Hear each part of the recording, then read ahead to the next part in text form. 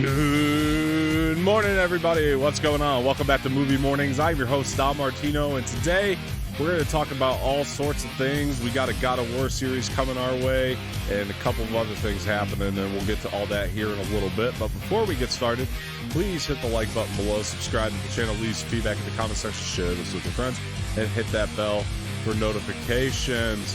Also, guys, we are on Spotify. If you're on the YouTube channel, go follow us over there. If you're on Spotify, head over to the youtube.com/c/Anorex and subscribe there.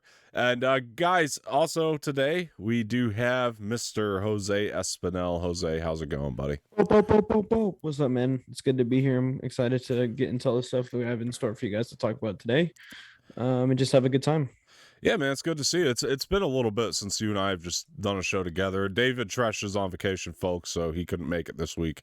But yeah, no, happy to have Jose here, and it's been a little while since we've just hung out like this. So I'm it has. happy. It has. Yeah, it's exciting stuff, and I'm actually going to be on vacation next week, so Dave will be covering for me, just to let you guys know. Yeah, absolutely. So.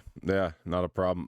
Yeah, guys, look, dude, I mean, we haven't talked about this. I mean, we have talked about this movie, but we haven't talked about this topic where, I mean, you know, Batman was a smash over the weekend. Oh yeah, I saw it's done numbers. 134 million, dude. That's ridiculous. Insanity. Crazy. Right? Like, it's crazy. Yeah. I mean, wild. And like, that's great to me, you know, that's great to hear. That was great news. Yeah, for sure. I think, I don't know, man. I think we'll see a little bit of drop off next weekend for it. I don't think it's going to, you know, stay gaining, but again, I have a feeling this movie's going to be a bit divisive. But then again, you look at like the Joker movie, you know, which, yeah, true, you could watch that movie and you could think that something like that is going to be a bit more divisive on the bit more divided side. But the thing made $1 billion by the end of, you know, at that, when all was said and done. So, you know, I hope the Batman can grow that way, but we'll see, man. It's going to be interesting to see how this goes. I think it has the potential to be $1 billion movie. I'm not saying it doesn't. I just don't see it for this one for some reason. Just because, like, all the mixed opinions and stuff that I've heard, I don't think it'll get there, you know? But I don't know. Yeah. You think it could hit that billion eventually? I think eventually it could. Yeah. Yeah. I see potential in the movie. Yeah. But we got to remember, sure. This is only behind No Way Home. This is the second movie in the pandemic that crossed that $100 million mark, you know? So that's a good sign, I think, right then and there. Yeah, true. Yeah. I mean, granted, it has the name The Batman on it, so I don't know if that's like, you know. It holds leverage like Spider-Man. It does, for sure. I mean, yeah. But, you know, this thing's getting a sequel. That's the good news about this. I mean, it's absolutely. Isn't it getting a trilogy? No, I hope so. I hope that's still the plan. I think it absolutely needs a sequel now. After these 100%. numbers. So if there was 100%. any plan for Matt Reeves to do that, he'll definitely be able to do it now that it's made money. And I'm ready for the Penguin series. That's what I'm ready for too. Oh, I mean, we're gonna get the Penguin series, the Arkham series, and either of those could really hit. And I think that'll be those will both be great if Matt Reeves is taking the reins. Right. And yeah, dude, I tell you, I love the movie so much, though. You know, like I've had like Batman withdrawal syndrome because like I really want to go see it again, and I have. I'm just waiting. I'm just waiting for the day it comes on HBO so I can just watch it again. Honestly, watch it a few times actually. Like 100%. when it comes on HBO, it's gonna be more. I'm watching like 2-3 times at least. It'll be like the Snyder Cut for me, but probably worse because the Snyder Cut, like that whole week, I couldn't stop watching it. I was just so blown away that there was a cut of that movie that was that damn good that I just couldn't stop watching it. Like it felt like I love that Snyder Cut, but it doesn't. The scene that I've revisited a lot from the Snyder Cut is the Batman Joker. It's great. At the end. It's actually one of the best Batman Joker sequences out there. 100%. 100%. Yeah. It's a great scene. For sure. Yeah. That was the best that I've seen Jared Leto as the Batman and as and Ben Affleck, Jared Leto as Joker and Ben Affleck as Batman is the best performance that I've seen from either of them as those characters. Yeah. It was in that one scene. I agree. In the Snyder Cut. Like, yeah. Like Ben Affleck proves himself continuously throughout the movie, and then you get that moment at the end there. It's just so good. And then Jared Leto, I never really liked as Joker, but in that scene particularly, I think he's the weakest one, famously. 100%. But in that one scene alone, but that scene's good. Yeah. Oh yeah. Yeah. 100%. Yeah, and that was one of those things, like, just, some fun trivia for you, that because the movie was already made for the most part, but it was just like bones, you know what I mean? Like, that was his original cut. Like, that was made before the theatrical cut. Like, almost that entire 4 hours was already done before Joss Whedon came in and ruined the thing, and we got the theatrical cut of it. So anyway, so he had that movie, right? And they said, you can't, we'll let you make the movie. They gave him, what was it, like 70 million, 80 million, something like that, to finish the movie, finish his cut of it, to put it out there. But they said you can't shoot any other scenes. But because it's Zack Snyder's cut, he was basically like, well, if it's the Snyder cut, if it's Zack Snyder's Justice League, I should be able to do whatever the hell I want, right? Yeah, exactly. So he got Ben Affleck and all those actors that were in there. Joe Mantegna was not Joe Mantegna. What's that actor's name? Oh man, he's Who? God, Joe Manganiello. What was his character though? I'm trying to think of the. Are you talking about the scene with the Joker and Batman? Yeah. So he has like a bunch of people with him in that scene. Yeah, I forget. It's what character. Joe Manganiello and then that woman. Right, there's tons of characters. Yeah. So he grabs those actors and he calls up Jared Leto. He's like, "We're gonna shoot something in my backyard," and that whole scene is shot in his backyard. That's like really a testament. Yeah, that's like a testament to how great of a filmmaker he is. Like, he made that look that good in his backyard. And that's one of my favorite scenes in the entire Snyder cut, and that's in his backyard. That's ridiculous. Yeah, I mean, obviously he, used the budget to enhance it a bit, but like, really, obviously he lives on like one of those, hilltops or whatever, that you can do that kind of thing, which I just thought that was really brilliant of him. But so he puts it in the cut, and Warner Brothers didn't say anything, even though they said you can't add anything, but he used what he had left of the budget. He had if you have a surplus, what's it matter? It's exactly, like, we're giving you this money. If you have a surplus, you should be able to do whatever the hell you want with it. Yeah. So once he finished it up, it turned out to be that. And yeah, so I always found it interesting. But so because the Batman is probably going to get a sequel, I was wondering, like, what villains do you want to see next? Like, what can Matt Reeves, like, who can he tangibly bring into, like, this grounded reality that he's trying to base this Gotham in? I mean, obviously we want to see more of Penguin in there. I mean, I would love it. I would love it. We didn't get really see much of him in the first one, so I'd like to see more of him in the second one. I would love it. Joker. I mean, obviously it's not gonna be a Walking Phoenix, but I'd like to see the Joker. I'm sure we will. I mean, I'm not gonna say anything more, just in case. Right. Exactly. Yeah, exactly. I definitely. I want to see the Joker in here. Whoever plays him, I hope they do a fantastic job. Yeah. Who else? I mean, I think, a lot of people said Mr. Freeze, and I think that'd be interesting, but you got to make it a psychopath who just puts his victims in the freezer. You know what I mean? Like, or something like that. Like, you got to put your spin on it to make it fit. You know what? Make it Samuel L. Jackson. Yeah. Because Frozone in that. From Incredibles, he was frozen, freezing that. So make Samuel L. Jackson Mr. Freeze. I think that could be sick. Exactly. We haven't met. The other one is, Two-Face could be in there. We haven't met this Gotham's Harvey Dent yet, so I would like to see, like, whoever this Gotham's Harvey Dent is, and like, cast a Two-Face in there. That would be really cool. Poison Ivy. Poison Ivy would be interesting. Bane would be cool. Bane could be very cool. Like, because Tom Hardy played Bane, right? And what was it? Christian Bale's Batman. Dark Knight Rises. Dark Knight Rises. Yeah, I think it could be cool. I don't know. Whether they use Tom Hardy again or not. I mean, I think it'd be cool to see Bane again. Yeah, for sure. I don't disagree with you. Like, I think that would be very cool. Because Tom Hardy did, a crazy job as I thought he was great, but a lot of people complain because it's not Big Bane. And so, like, I think, like, if you do it this time, you definitely get, like, a muscular man, like a big, like, muscular man, like Dwayne The Rock Johnson or something. You wouldn't be Dwayne The Rock Johnson, but like that type of guy to play Bane, like Steve Austin or something like that. You know what I mean? Like that type of actor would be fantastic. I'm not used to seeing you light a cigarette, but it's cool. But that's first time on screen. Yeah, that type of actor would be like, I don't want to say fan service, but it would be more serviceable to the fans if you do that, get the bigger Bane or something like that. Yeah. So that would be cool. Batista would be you'd probably have to get like, I don't know, either whether you put Tom Hardy in like a fat suit like they did with Thor. I mean, they could do that. Yeah, I don't think they would use Tom Hardy again though. It would be completely different. It would be completely different.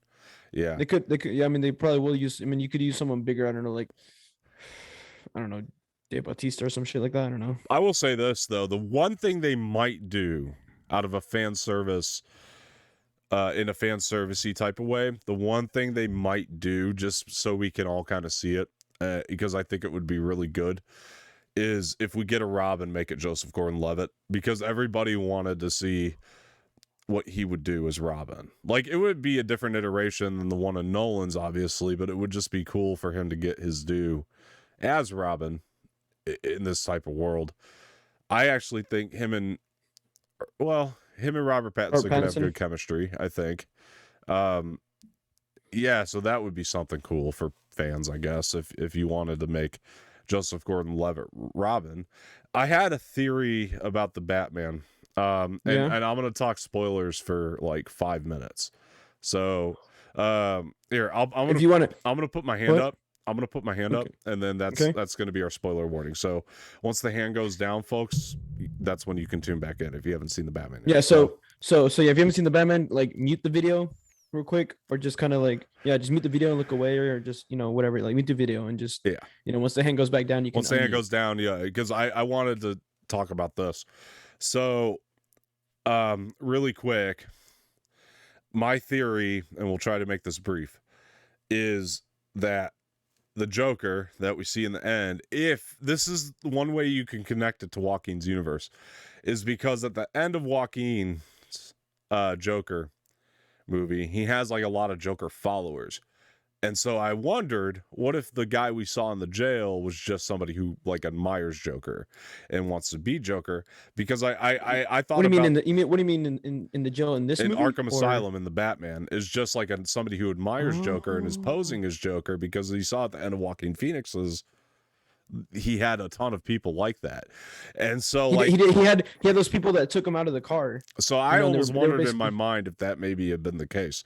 Because, you know what, and that's the thing, is it could have been, they could have used one of the guys that were in the Joaquin Phoenix Joker movie that was just obviously posing as the Joker, kind of like quoting him, you know what I mean? It could have been someone like from that movie that we just maybe wasn't too big, or like wasn't very like prevalent, because weren't a lot of them wearing masks? Yeah, so it could have been, it could have been one of them, one of the people that like took the Joker out of the car. It could have been just posing as the Joker, quoting him and stuff like that. So I was thinking about the Killing Joke graphic novel, and it'd be super cool if we had like Barry Keoghan, and like for the whole movie we think he's the Joker, and then like maybe not the whole movie, but like half of it we think he's the Joker, and then midway through it's revealed that he's not the real one, and then Joaquin comes in. That, because I've said multiple times, I really do want to see Joaquin Phoenix and Robert Pattinson, do a collab movie, and I think it could be really good to see Joaquin Phoenix's Joker and Robert Pattinson's Batman like do a movie together. Because I mean, what's the age difference between them two? Probably about 15 years, which would make sense in his movie, at least, kind of. Yeah. In some way, like that could just be Robert Pattinson's Bruce Wayne, that kid that he met in his movie. And so I feel like it could make sense in that way, that that is Robert Pattinson's Bruce Wayne when he was a kid. So anyway, my arm's getting tired, so let's stop talking about it. Arm down, guys, you're good to go. No more spoilers on the Batman, but so let's see, if you're for the audio listeners, just fast forward maybe like 3 minutes or so. Hopefully you did. Probably should have given that warning before we did the spoiler talk, shit. Well, if you're an audio listener, I hope you saw the Batman. Well, we did say that, hands up. So like we did say we were gonna talk spoilers, so they could just mute right then and there. Yeah, but how do they know when to unmute if they're on the audio? If they're like in the car or something? You just said your arms down, so let's stop. On audio? Fuck. Audio, oh, shit, yeah. You can't see that on audio, so that's why I was. Oh well. Dude, I've been watching some classics. So I'll tie this back into Batman here in a second, but so I watched Raiders of the Lost Ark again. It's like the best Indiana Jones movie. You've been rewatching some classics. Yeah, I actually just started watching in my film class the original Bonnie and Clyde. Oh, you liking it? It's a good movie. Oh, dude, it's phenomenal. Yeah, it's a really good movie. Yeah, we're like I don't know, we're maybe like a little more than halfway through the movie. The last thing we saw was they were robbing this big bank. Yeah. And running away, and they or was it when they were taking it's when they threw that cop into the boat. You know, they like handcuffed him and threw him into the boat. Yeah. That's like the last thing we saw. It's a really good movie. Because her projector started like overheating, and you can like smell burnt in the classroom. Oh wow. So she decided to end class there, and we just that's the last we saw. I saw on my Roku that they have a section now. It's all the best picture winners of all time, and you can like read them all. So I was thinking about maybe going through some of those. Like there's still a ton I haven't seen from the past. Like I don't know, like It Happened One Night is a movie I've always been kind of interested. I mean, I'm interested to see them all at one point. I mean, they were all best picture winners for a reason. I always forget that Rocky won best picture the year it came out. Oh really? Yeah, I always forget about that was actually a winner. It was the first one. Yeah. Always forget that, but of course I went back and watched Batman '89, Tim Burton's Batman, and then I watched. How was that? Fantastic! I still love that movie. I mean, it's. I like this one more. This new one's better in my opinion, but like I still think that '89 is classic. And I watched Batman Returns, Tim Burton's Batman Returns, which is also fantastic. Because I know I was telling you, we'll transition into this too here in a sec, because I know I was telling you I got this Christopher Walken thing I had to show you. But like Christopher Walken's in Batman Returns is the best line ever. He gets up into the microphone because he's doing this like gift giving thing or whatever. He has the best line in the world. He gets up to the microphone. He's like, Santa Claus, afraid not. It's just the best thing in the world. That's all he said. That's all he says. He gets up as Santa Claus, afraid not. It's so great in the Christopher Walken way he says it. It's just so wonderful. Oh man, I love it. But that movie is such a cartoon, like in the best way possible. Like what Batman '89 feels like Tim Burton's trying to like balance a little bit between the fans and Tim Burton. And then Batman Returns, it's all Tim Burton, man. Like, and it's so good. Like, it's so over the top in the best way. Like, and that's what makes it. Like, there's no other reason like that movie's good other than it just being ridiculously over the top. And like the visuals are cool. Like I love Tim Burton's like visual style and stuff. And like obviously like the attire is great. Like I love the Catwoman outfit in that. I think it's fantastic. It's over the top, but it's fantastic. Like the all black and just I watched it for the first time in 4K and 4K HDR, which for those of you who don't know HDR, it's perfect for this movie because for 89. Yeah, well, I watched them both in HDR, but this one, the reason, well, they're both really good in HDR, but the reason that, so if anybody was hesitant on buying those in 4K, if you have HDR capabilities, definitely get them, because the reason that Returns works so well is because the thing about HDR, it's high dynamic range, so your blacks are a lot more black and your whites are a lot more white, like in contrast to one another. So with that visual style on Batman Returns, because it's all, the whole movie has so much like black and white to it, it's just so good, man. Like it's so much fun to watch in HDR.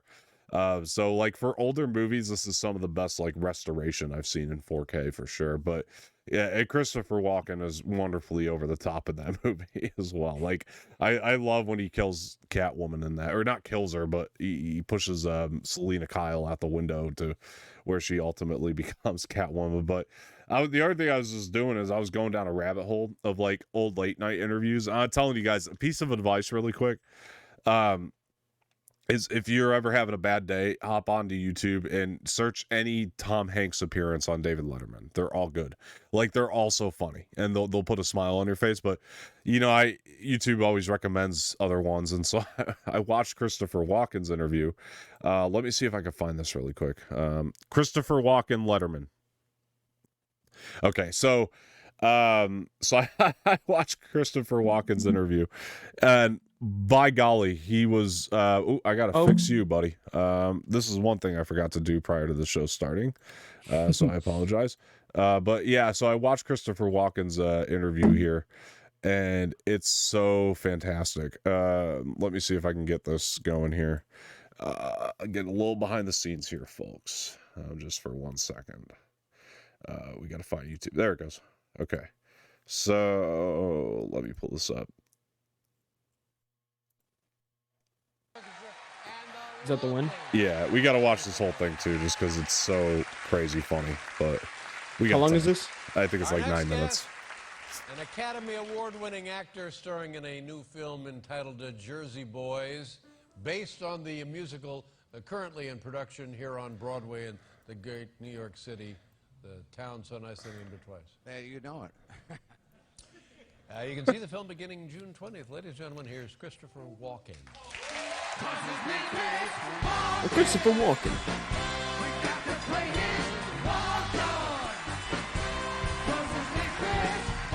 I love, you'll see this, but when Letterman's not having a good interview, how he's so self-aware of it, it's always the best.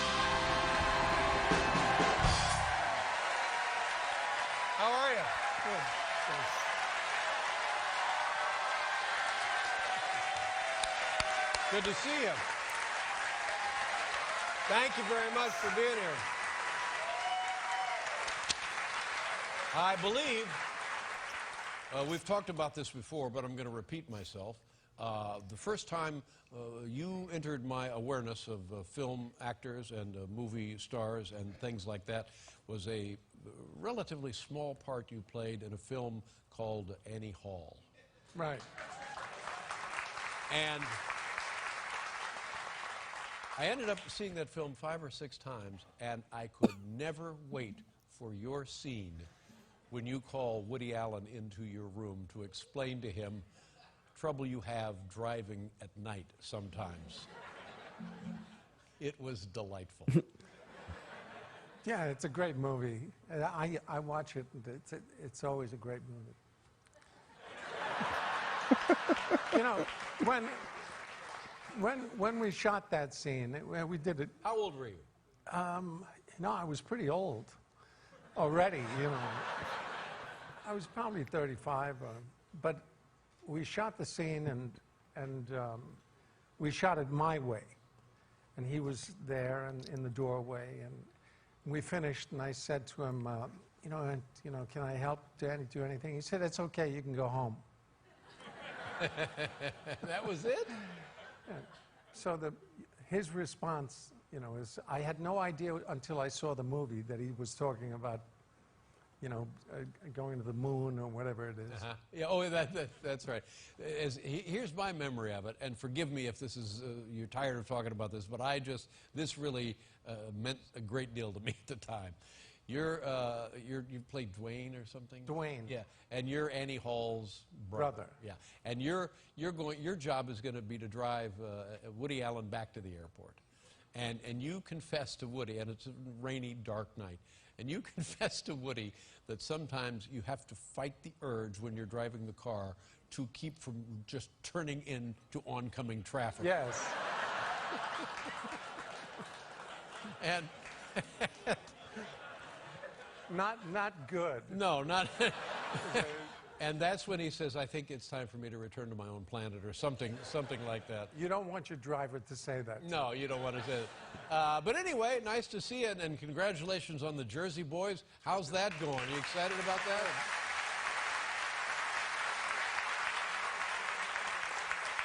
Well, it's going to open soon, and I hope it does good.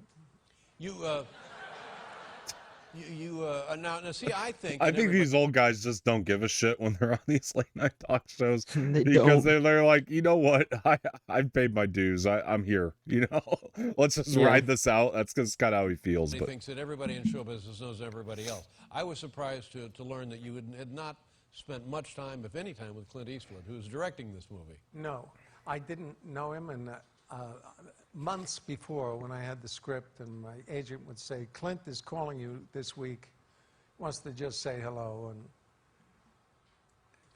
I never spoke to him. Then I got to the set, and I met him, and he said hello, and then I went to work, and that was it.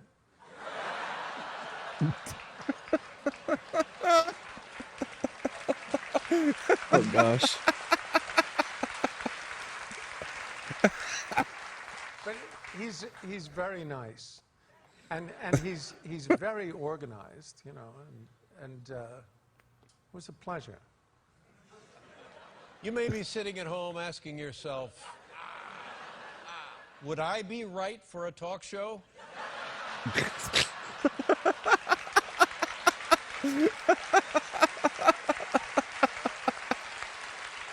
Oh my God. But you guys went to the premiere together, and you're on the red carpet. I'll tell you, Letterman thrived in bad interviews. Like, if there was an interview that wasn't going quite as planned, like, he just knew how to spin it to make it funny. Let me get to this part, because there's a part where mainly I wanted you to, he was talking about Marlon Brando. It was just really funny stuff, but We're here. It was a while ago. Yeah, boy, I enjoyed that film a great deal. Oh, good. Yeah, Thanks. yeah. Al, Yeah? Tell us a story about there we go. Marlon Perfect. Brando. Everybody, well, at a certain point, a lot of people knew him, and now it's dwindling. Not so many people worked with him, knew him. okay, I'm trying to make it in a nutshell, but I didn't know him, but You know, I was... you don't have to keep it in a nutshell. But I was making a movie, and I was in the middle of nowhere. They had this, and it was my day off. You were in Nova Scotia. Yes. I was kind of in the woods, and I was my day off. I'm sitting there, and the phone rang, and a woman said, Chris Walken, are you going to be there for the next 10 minutes? Mr. Brando would like to speak to you, and I thought it was a joke. And I hung up the phone. A minute later, I picked it up, and it was obviously him. Nobody could do it that good, you know. And this was in the 90s when people were putting cameras in their house. It was kind of the beginning of the internet, beginning of reality. People would put cameras. That's right. I remember there's a big deal. There was a woman who had a camera, and you could go on the internet and watch her 24 hours a day. Yeah, long time ago. So he said, you're in a movie called Pennies from Heaven. He said, I want to put cameras in my house. I want to do a musical variety show. Oh, he said to me, you know, I play the piano. I said, no, I didn't know. And I dance. And then he told me the teachers he'd been, and I knew them. And he wanted to do a musical variety show from his house. And he'd be the host. and he'd have guests, and he would do numbers with them and stuff. And I said, hey, I'm going to watch that. Yes.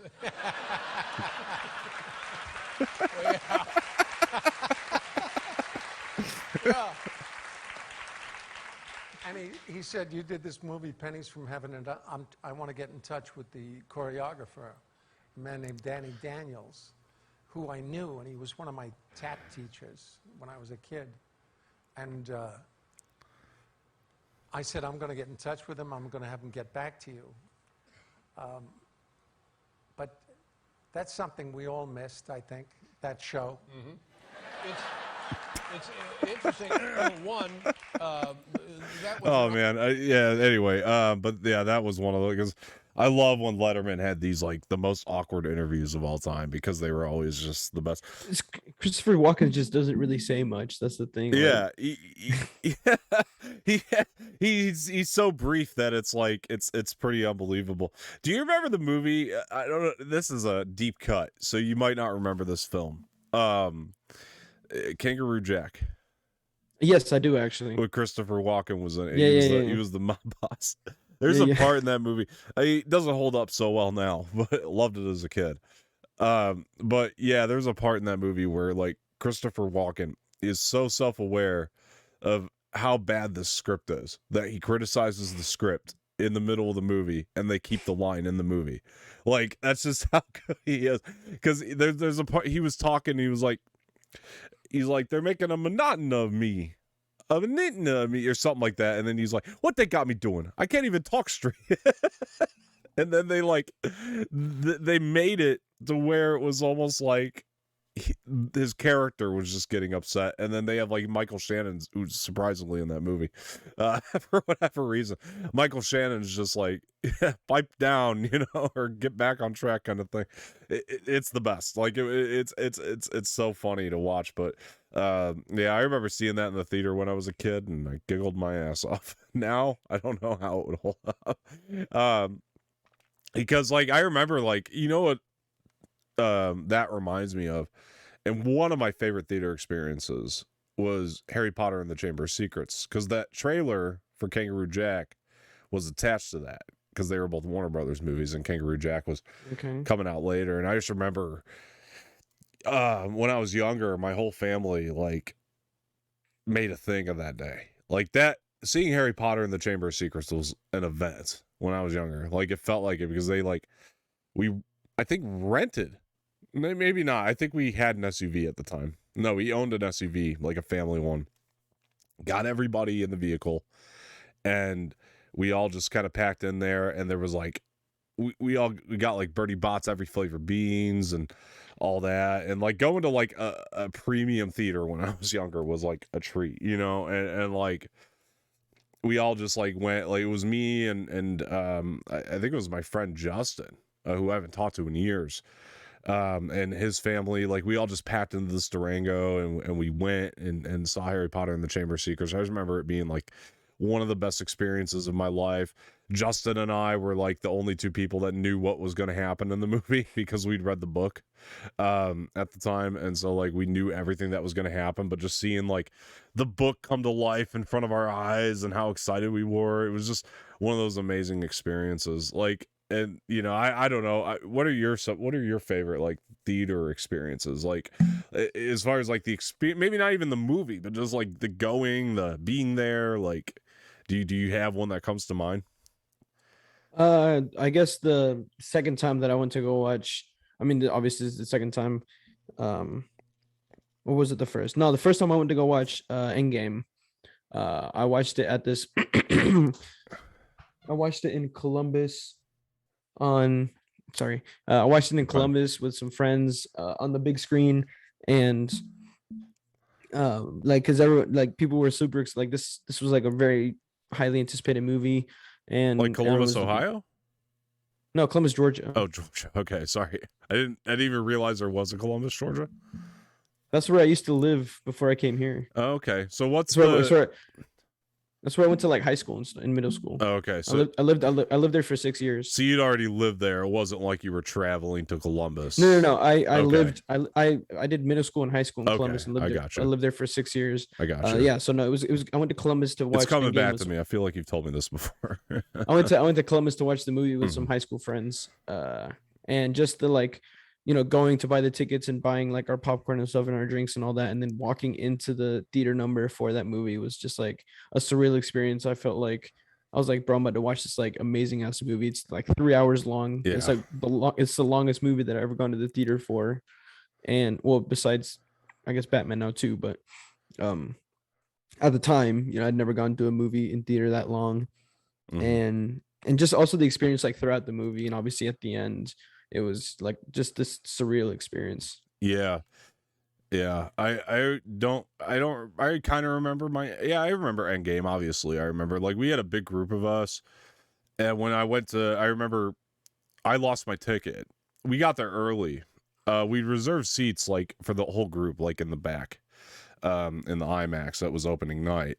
And I remember I lost my ticket, and I was sitting next to my buddy John, and I was like, I got to go to the bathroom, and the lady's right out there checking the tickets, because it's a back screening. You got to make sure right. Everybody everybody actually paid to be there. And Full House. And so he just picks up his ticket and gives it to me. She's like, she's not gonna know the difference. I mean, just take mine, go out there. And I did, and it worked, luckily, and got to see the movie after that. Speaking of the Harry Potter screening, I remember Harry Potter and the Prisoner of Azkaban, seeing that. And at the time, as a kid, I didn't love the movie as much as I enjoyed it quite a bit. I went to see it still like 3-4 times, but like I didn't love it as much as the other, like the prior two Harry Potters at the time. Now it's one of my favorites, but I'll never forget that being the first time I tried Sour Patch watermelon. Was Harry Potter and the Prisoner of Azkaban. Oh my gosh, dude. Yeah. I love Sour Patch watermelon. That stuff's so good. Yeah. So I always remembered that one for that reason.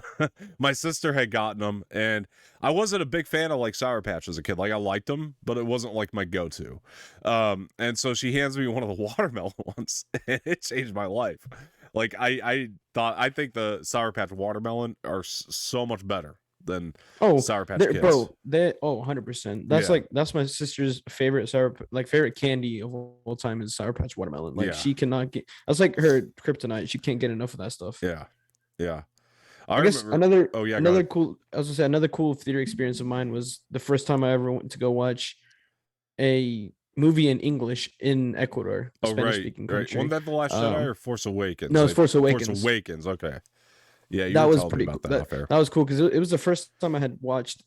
Obviously, this was the first the first Star Wars movie that Disney has done. Yeah.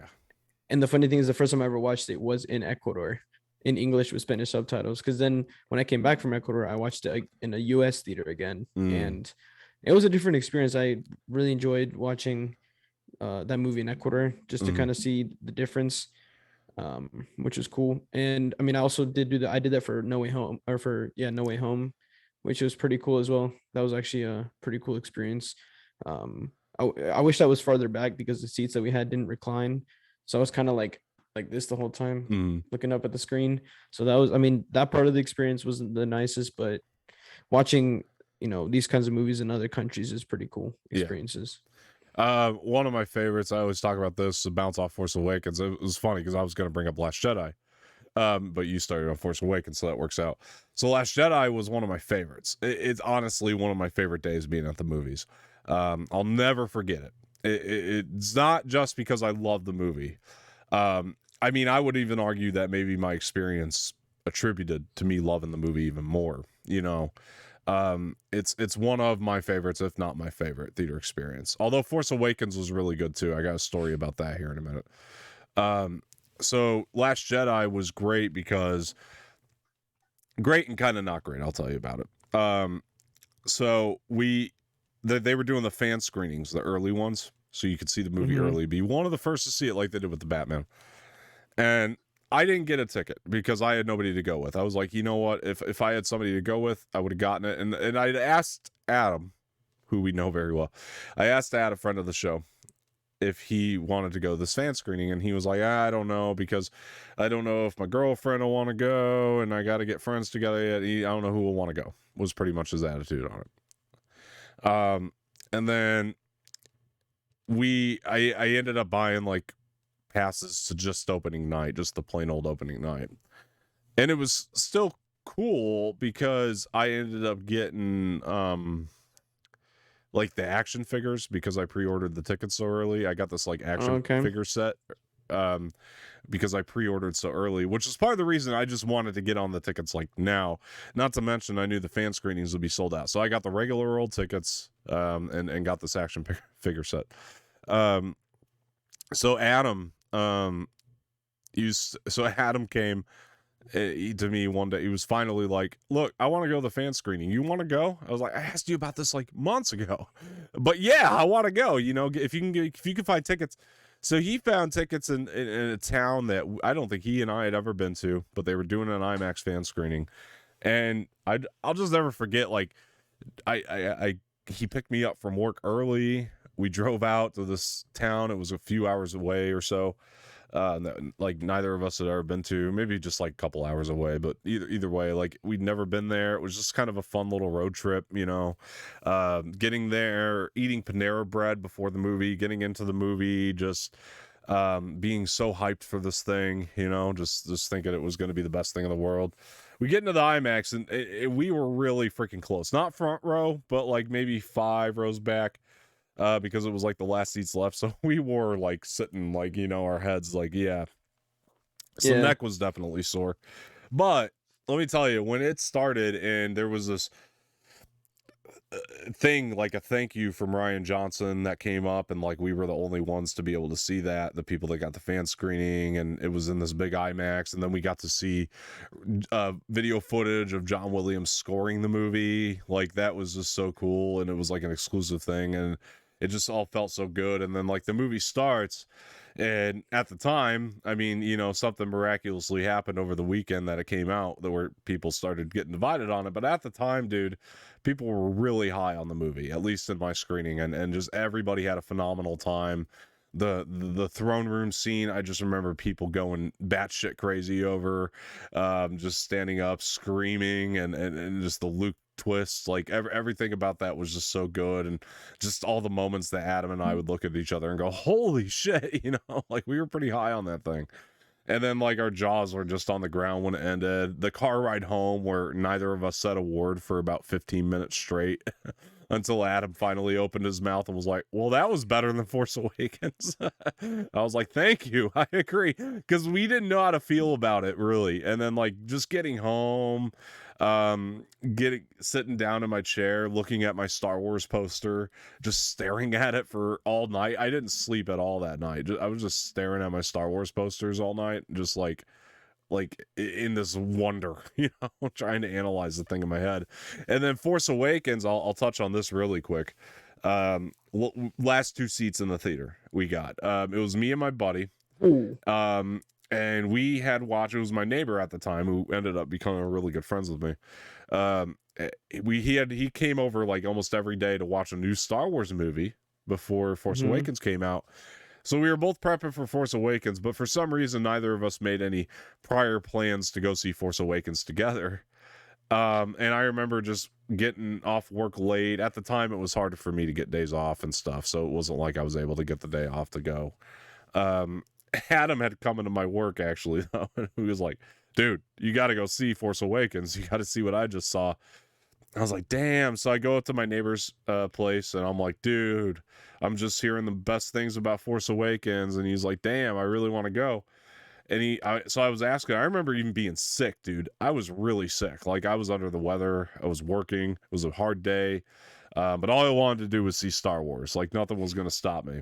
And I told my buddy, I was like, look, dude, I want to go with you, because we watched them all together to prep for this moment.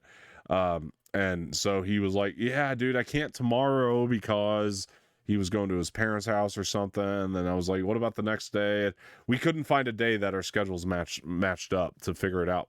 And I said, you want to try to go tonight? And he said, no way we're getting in. No way. And I said, you want to try? Because the theater's down the road. He was like, we're not getting in. I said, let's try it. And so I was like, get in my car, we're going. So we get in my car, I drive over to the theater, we both go over there, we walk in.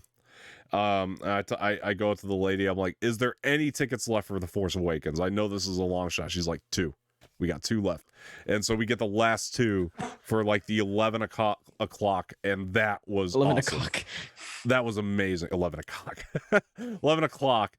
Amazing to be in there, dude. I'll never forget that for the rest of my life. And like Force Awakens, because of that moment, will never be a bad movie to me. Like, it always stays strong for me. Last Jedi I like more, and it was a better day, better experience, and I was sick through Force Awakens, but I still walked out buzzing about that movie. It was great. Now going out to the theater sick is a touchy subject, but yeah.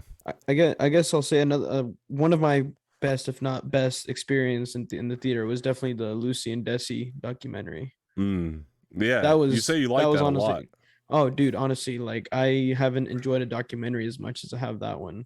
And I'm not even like, I have never seen anything about I Love Lucy or any of the other shows that Lucille Ball ever did. But just watching Being the Ricardos, and then, you know, like being familiar with like what I Love Lucy was and like what happened and stuff like that. Watching this documentary was like, it was just incredible, man. I'll never forget that day, that experience. That's awesome. Especially with like the whole audience that was in the theater, like how we all had like the same reactions at the same moments. Yeah, it was phenomenal. And the standing ovation at the end. There's actually 2 standing ovations, and so yeah, I'll never forget. And then people were dressed up for the occasion, which I thought was really cool as well. So like all that stuff combined, just I'll never forget that experience. Amazing. That documentary. Amazing. Yeah, it was incredible. That's pretty cool. Honestly. That's pretty cool, dude. Yeah, that's on Amazon Prime. I gotta cop yeah, that. I think it's also because I've never gone to a theater to watch a documentary. This is my first time ever, so I'll never forget that either. Yeah, that's cool. That's actually cool. That's a good one. I'll never forget, speaking of press screenings, like I'll never forget like my first press screening either. Neither.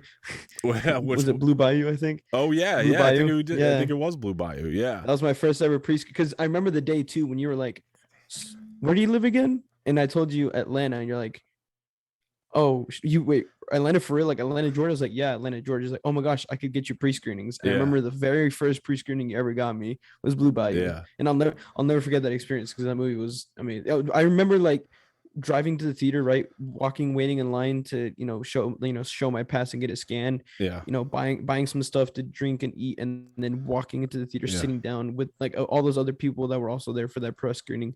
Was just like a surreal experience. It's like, always cool when it's a press screening, you know what I mean? Like I'll never forget. I mean, like all the ones I've gone to since have been, I mean, Dear Evan Hansen, as as much as you didn't really like it. No, I did not. that was a cool press screening. Mm-hmm. Halloween Kills is amazing. Yeah. People dressed up for that occasion as well. That was sick. Dog, Lucy and Desi Doc. I mean, all these press screenings I've gone to have been amazing. My first one was Dunkirk. I had just started Tom Hardy. I had just started doing small reviews online. And I got hooked up with this other channel kind of closer to me that was their names were it was Rad Entertainment. They kind of fizzled out. They're not really a channel anymore. But I was just doing my first reviews. Like I was doing these things on a cell phone at the time.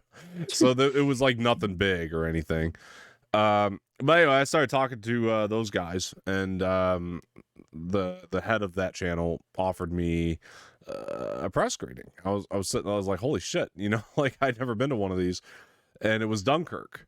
And so I was like, great movie. Oh, amazing. And I was like, well, I'm a massive Christopher Nolan fan, so I want to go. And I had nothing else going on that day, so it kind of lined up perfectly.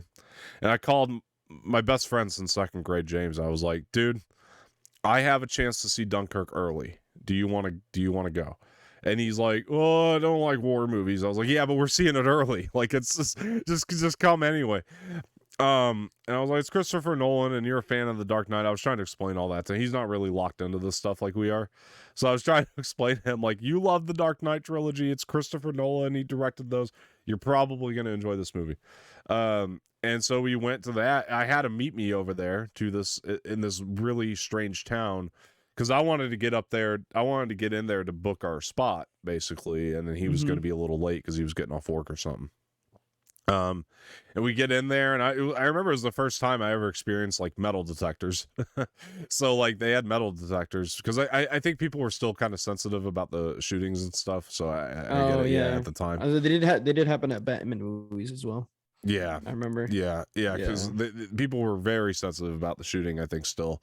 Especially the Christopher Nolan movies, especially because that's what I mean. Like Batman movies, like that happened in Columbus, Georgia, one year that I was living over there. Yeah. In the theater that I used to always go to, which was at a strip mall. In that specific theater, there was a shooting for one of the Batman movies, and so, they didn't put any metal detectors in that theater. They just kind of like started having less availability for that theater just until like that kind of went over. Did James Holmes happen in Atlanta? James Holmes, is that the big shooting? Where did that happen again? Well, at a theater, or the big one. What's it called? The James Holmes shooting, was that Atlanta? I think it was. Now that I'm mentioning it, that was a big deal when that happened. James Holmes. I mean, what year was? Actually, so that was. I wouldn't have been here because that was 2012. Dark Knight Rises. But I'm just wondering if that was Atlanta, because that's where you are now. Is American Mass Murder responsible for the 2012 Aurora, Colorado shooting? There we go. Okay, it was Colorado. Colorado. I knew the town. He killed 12 people and injured 70 others. That was some crazy shit, dude. Yeah. That was Dark Knight Rises. Yeah. He injured 62 directly and 8 indirectly. That's yeesh. Yeah. Damn.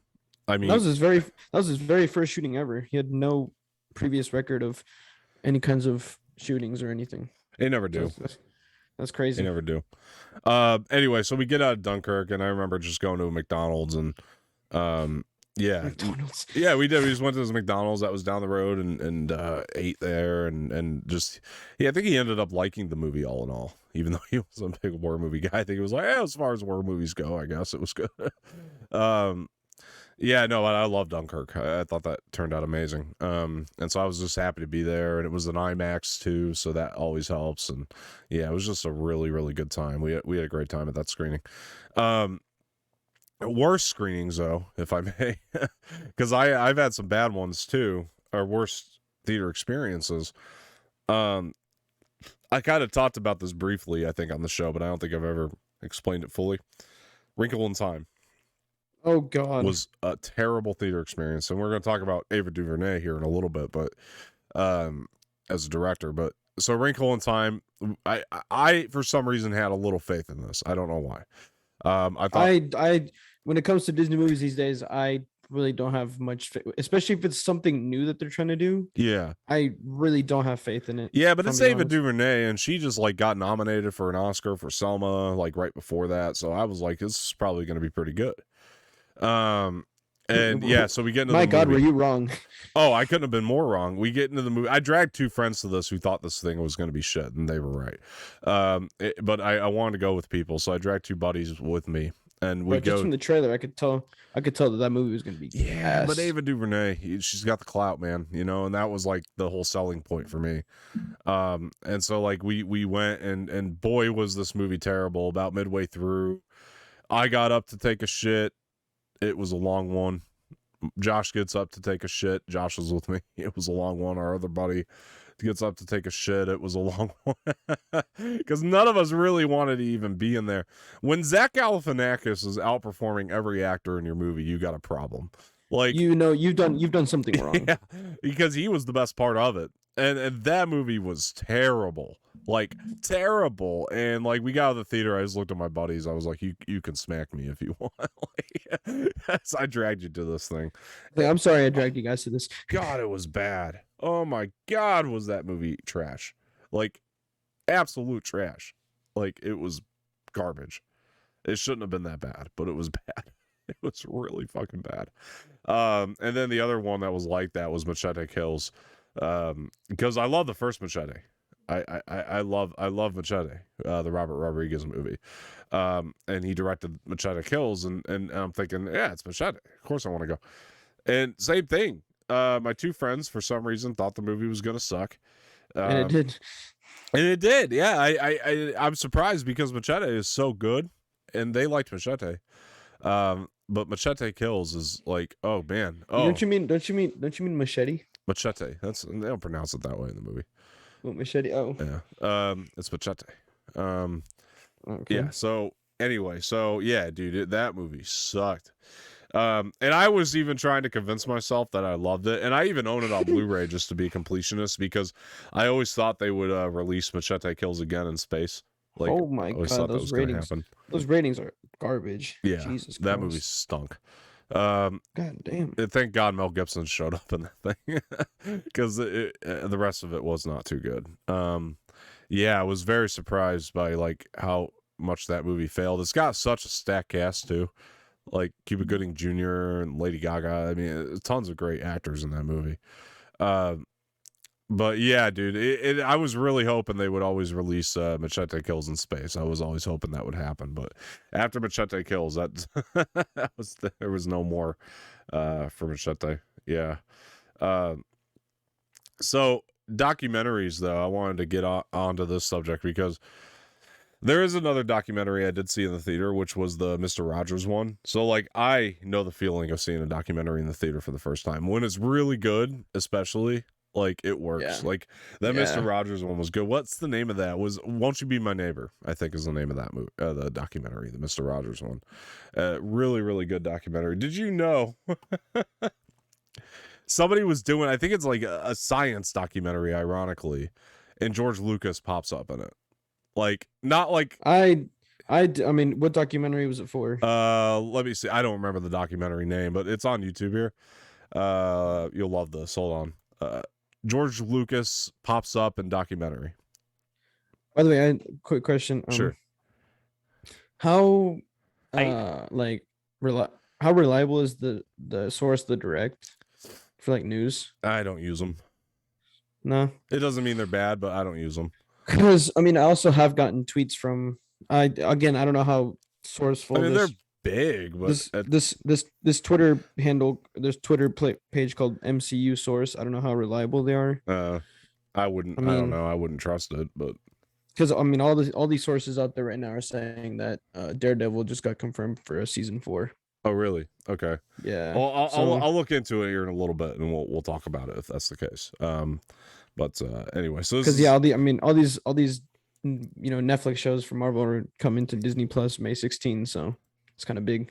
So this guy's filming this documentary, right? You'll see. And they use something they call pyroprocessing.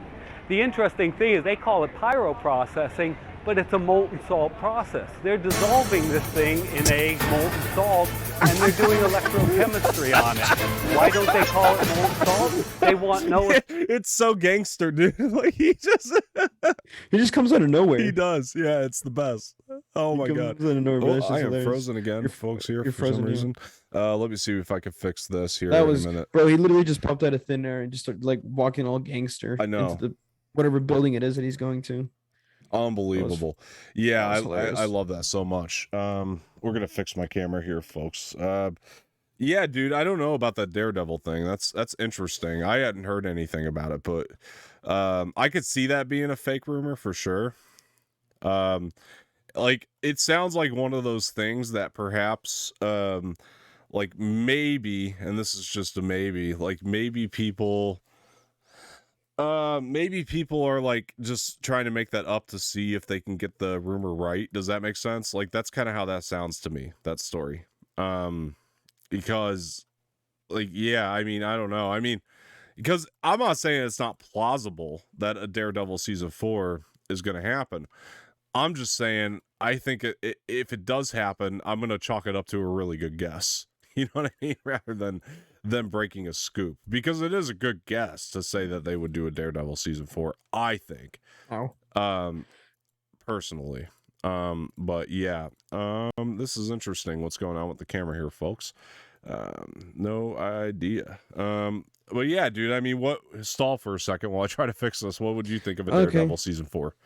I would be 100% down. I mean, I just want to see more of Charlie Cox as the Daredevil. I mean, the little cameo that he got in No Way Home, I thought was really sick. You know, him catching that brick, and then Tom Holland being like, "How'd you do that?" He's like, "I'm a good lawyer."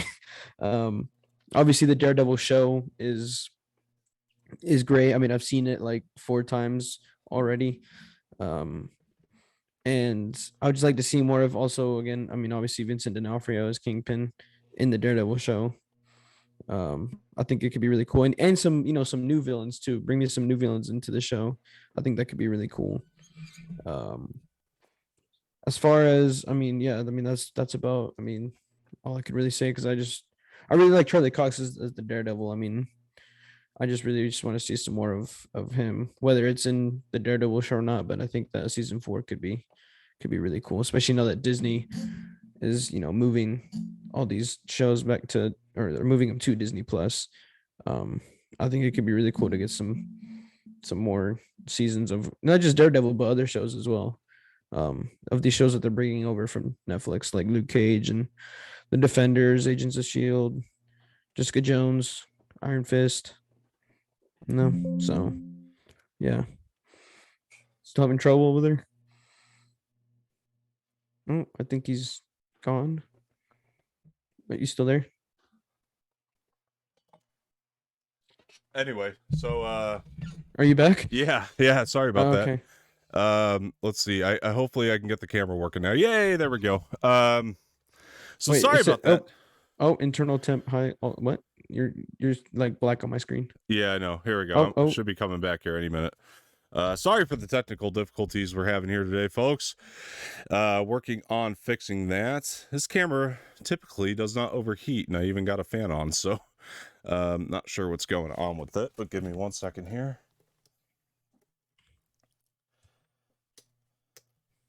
Anyway, so I don't know how legit it is, though, you know. I was just, I mean, I just saw another article. Obviously, it's Screen Rant, so that's not that, just reliable. Yeah. They're saying that like it's rumored that filming is going to start later this year for the 4th season. Okay. So yeah, we're not sure how legit that is, folks, but hopefully it's that'd be cool if it was, but I would honestly same, because I just really want to see more of Charlie Cox as Daredevil, honestly. Yeah, I would just chalk it up to a good guess if it's right, though. Like, I don't think any of these sources are legit. I just think it's a really good guess, but I would say probably it's going to happen. Not until Varsity or Hollywood Reporter, one of those comes out and confirms it. Right. Yeah, for sure. Look, guys, we're going to jump into some trailers here in a minute, but before we do that, I would like to talk about some of the streaming releases that are coming out. This is usually Dave's part, but I'll go ahead and take over.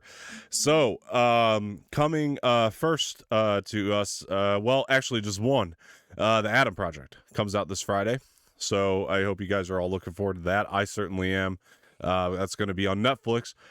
This is a Sean Levy directed movie with Ryan Reynolds as well. So, yeah, definitely looking forward to it. Director of Free Guy and Ryan Reynolds teaming back up. I think that this could turn out to be very, very good. So, and then obviously, I mean, the whole Disney Plus with all those Marvel shows coming to Disney Plus. Yeah, from that's coming up soon too. Yeah, that's right. Yeah, but we'll talk about that a little later too, because we got that story that we're gonna get into. But yeah, guys. So definitely looking forward to Adam Project. But we do have some movie trailers to talk about. So without further ado, I'm gonna take it over to our movie trailers correspondent, Mr. Jose Espinel. What do you got for us, Jose? Okay, we got 5 trailers to talk about today. First one is Deep Water. In my opinion, I think Ben Affleck should just stick to these kinds of movies, because Warner Bros. Really did do him dirty with his Batman character. Honestly, one of my least favorites, but that's just my opinion. Next, DMZ. Rosario Dawson has evolved from playing Kevin James's zookeeper's girlfriend to Ahsoka to now kicking men about like they are ragdolls. Next, we got Agent Game. I'm surprised Mel Gibson is still able to do action movies at his age. I think he should just stick to directing movies. I think he's he's better at that. But for sure, yeah. Next, DC League of Super Pets. This is Bolt the Superdog meets DC Superheroes meets The Secret Life of Pets. Oh, that's exactly what I thought of too when I watched the trailer. And then last, obviously, we got The Bubble, which this is what I imagine happened on and off the sets of lower budgeted companies during COVID lockdown times. Yeah, I would imagine so. Oh, man. Yes, thank you for all that. Yeah. No, look, man. Yeah, I agree with most of your opinions there. That's a some degree or another. That DC, honestly, look, that DC League of Super Pets trailer was, oh my, bro, that trailer was. Well, yeah, let's get into these. I mean, yeah, dude, you're right. I am not looking forward to the League of Super Pets. Like, honestly. I mean, look, and the thing too is that, like, with the amount of star power that this movie is bringing, it's still just the trailer just. It just reminds me of like a more superhero based Secret Life of Pets. Yeah, I mean, like, honestly. Well, look at it could sneak up on us though. I mean, look at Into the Spider-Verse. I don't remember a whole hell of a lot of people being excited for that. Like, and then the movie was a huge hit, huge surprise. So maybe we get something like that's that good from there. Because especially when you look at the cast, I mean, it's pretty. I mean, yeah, you got Keanu Reeves, Dwayne Johnson, Kevin Hart. Yeah, Zachary Levi's in there. Zachary Levi. It's a couple others cast. I can't remember. Yeah, it's a stacked cast for sure. Yeah, I think John Cena's in there too. I think I'm not sure. I think he is though. It's a pretty stacked cast, but yeah, I mean, but then again, all these guys, if you look at them, they're already kind of working on the same lot because they're already doing DC projects. So that makes me think that maybe it was just kind of easy to get them in there. That's true. That's possible. That's one possibility. But yeah, you're right, dude. League of Super Pets is not something I'm looking forward to. Neither. Agent Game. Dude, it looks like a direct-to-DVD movie. Like, I hate to say it, like, it doesn't look like Bro, honestly, the trailer, like, it's fine. I saved that for, like, I literally tried to watch that trailer first, and then I cut the trailer halfway through and said, you know what, I'm gonna just start it over from the beginning and like leave it for the last, because that trailer, I honestly am not looking forward to this movie either, because like it could be good, but it looks like a straight-to-DVD. Honestly, like there's nothing special honestly, yeah. there. It looks like something that It looks like something that I would just wait till it comes out at, in a streaming service and just watch it for free. Yeah, and cast is great. Oh yeah, I mean, don't get me wrong, the casting is really cool. I mean, the guy from Captain Phillips, I'm the captain, I was in it, which is pretty cool. But I mean, in terms of the trailer, yeah, nah, absolutely. And then we have The Bubble, which shocked the hell out of me. Oh my god.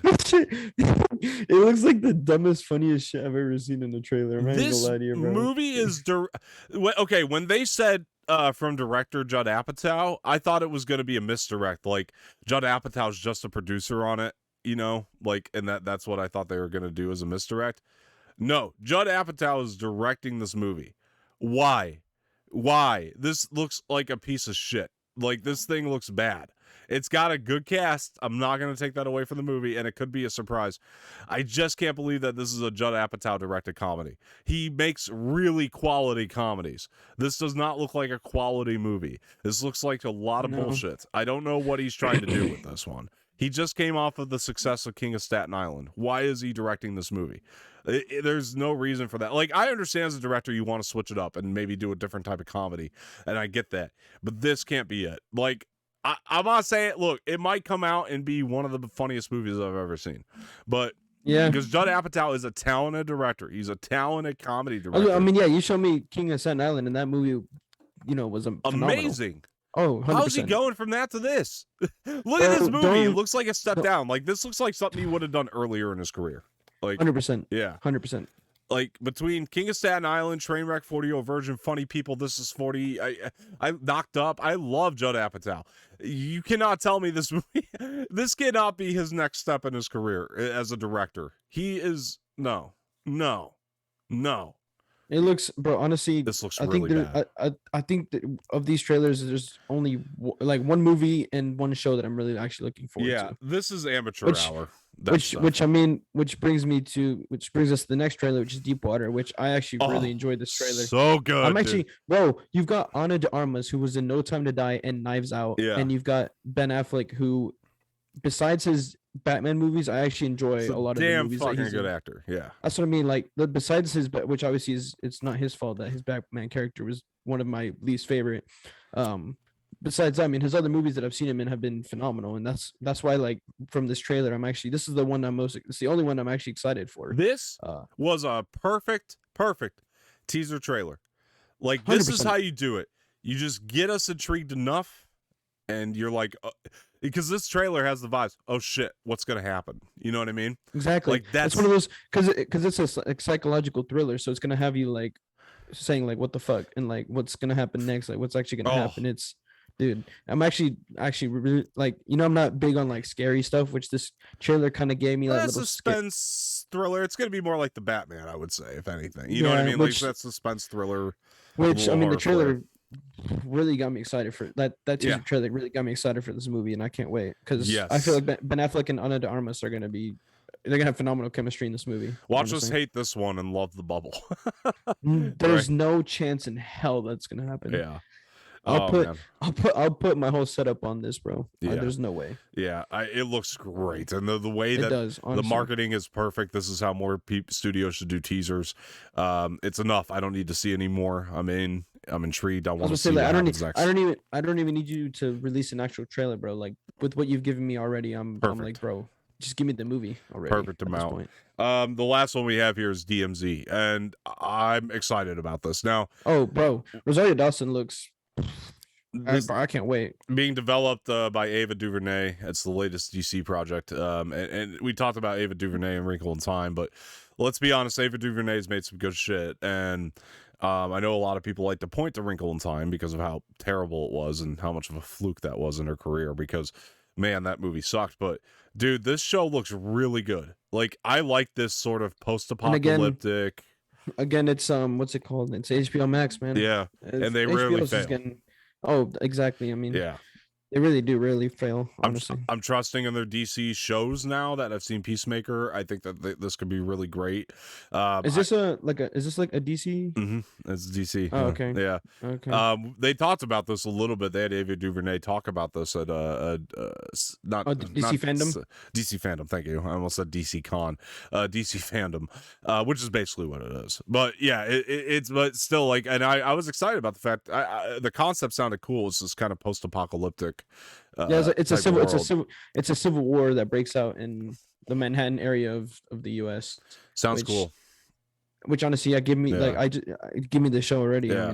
I mean, it's Rosario Dawson. Like, it looks like she's gonna give a really good performance in this too. Exactly. Yeah. I mean, it looks like she's gonna kick some guys about like the ragdolls. Yeah. I mean, absolutely. For real. Like, honestly, I'm excited. This show, just yeah. I mean, the trailer just got me hell excited for the show. It's visually stunning. I love the scene of her like carrying the kid with the Batman mask. I thought that was a cool touch to like makes the universe feel a little more connected or whatever. The speech she gave too, I thought was very, very nice, very impressive. Yeah. Speech. I thought it was really cool. Yeah, dude. I'm so excited for DMZ.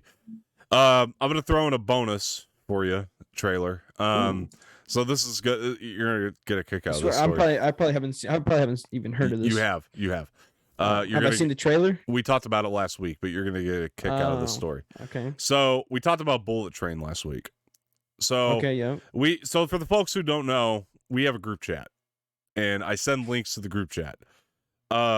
So you and Dave, listening back to our show last week, you guys sought out the Bullet Train trailer on your own. The reason I know why you guys did this, you didn't click the link I sent. You guys sought it out on your own, both of you, and watched it. The reason I know this is because at the time when I sent the link, it was still early enough that the teaser trailer was dropped for Bullet Train. And then they released the full trailer, which I hadn't seen by the time we did the show, but that's the one that both of you watched. Because listening back, you guys are talking more excitedly about Bullet Train. If you watch the teaser trailer, that's why I was so low on it, because the teaser trailer sucks. The full trailer is that what you sent? The teaser? I sent the teaser. You guys sought out the you trailer. did. Yeah. You did. So you guys saw because they see because that's the thing is when you sent out the Bullet Train teaser, I was watching the other trailers that you sent. Yeah. And then looked up on YouTube myself Bullet Train trailer and found the actual one. So now it makes sense why you guys were more high on it than I was, because the teaser sucks. And so what the studio decided to do, the official trailer is sick. Well, the studio, it is. It's good. Yeah. Now I'm excited about it. This is why I'm throwing it in as a bonus, because I want to clear this up. Now I'm very excited for Bullet Train. If based on the teaser, I wasn't last week. And what the studio decided to do was release the teaser and then release the full trailer like 3 days later. So that's why our wires got crossed. We were a little off on that one, because I probably would have been right there with you guys had I seen the full trailer. So just a disclaimer, I actually had only saw the teaser last week, and I didn't actually get to catch the full trailer. I didn't know it came out. I didn't know it came out. Yeah, and then I caught it when I was watching it. It was an ad on one of the YouTube videos I was watching recently. You know what's funny? I literally just saw the official trailer again on YouTube when I was watching some videos. Yeah, and now it looks good. Now I'm very excited about it. Now I understand why people. Also, I looked up online. This is an interesting fact about the movie, is that the bullet train used in the movie, I don't know if you knew about this, cost $60 billion. Oh wow! Holy shit! Japan. It's a Japanese bullet train. Big cost budget. $60 billion. Yeah, it's a big budget. Damn. I'm like, what in the? This movie better be like out of this world. Yeah. For them to have spent $60 billion on a bullet train, I mean, this movie better be one of the best fucking movies I've ever seen in my life. I hope it's great, dude. I trust David Leitch as a director too. I mean, he does really. I think the thing is, what I'm most excited for, because I haven't seen him in a movie. I've only seen him in obviously WWE and a show, which was the newest Narcos, which wasn't good at all.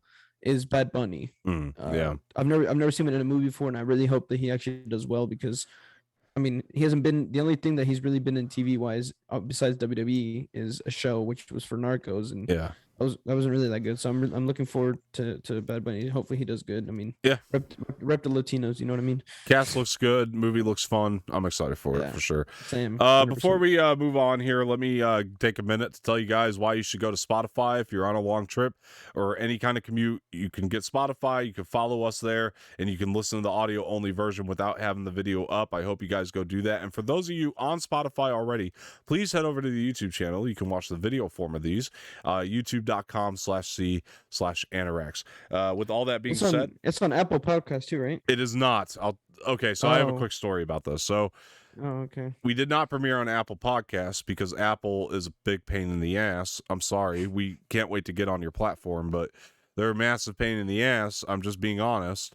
And the picture needs to be a certain megapixel thing, so they didn't actually air our show because of our logo not being at a certain specific megapixel. So, yeah, certain resolution. It's kind of dumb, but you know. Yeah. Anyway, so there's that. So we're not on Apple. We'll see. So that's why I don't have an iPhone anymore. So I'm not with Apple. Yeah, we'll get there, folks. It's taking time because Apple's giving us a hard time with it. It's every time I've tried to get us on Apple, there's always something new. It's ridiculous. It's getting out of hand. I thought finally we were going to be on, and there's another new thing we got to do, which is make a version of the logo at a certain resolution because they need a specific one for us to be on their platform. It's so dumb. I'm getting tired of it. I'm almost done with them, but we'll get there, folks. I'll announce that when it's actually aired, not when I think it's going to air next time. So that way we don't have any confusion.